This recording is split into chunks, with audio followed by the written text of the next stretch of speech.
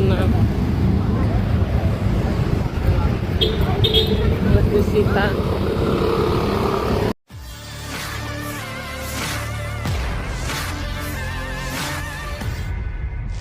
Razia di Komplek Taman Kopo Indah bikin warga heran. Ada apa lagi ini?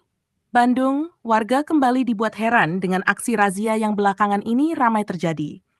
Setelah viralnya razia di area parkiran sebuah pabrik beberapa waktu lalu, kini giliran sebuah operasi serupa terjadi di kawasan perumahan, tepatnya di Komplek Taman Kopo Indah I, Rabu 23 Juli 2035.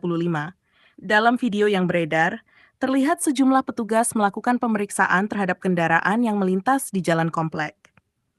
Aksi ini pun sontak memicu berbagai reaksi dari warga, mengingat lokasi yang dipilih untuk razia terbilang tak biasa. Bukan di jalan umum, melainkan di lingkungan perumahan yang biasanya dianggap sebagai zona aman. Baru kali ini lihat ada razia di jalan komplek begini.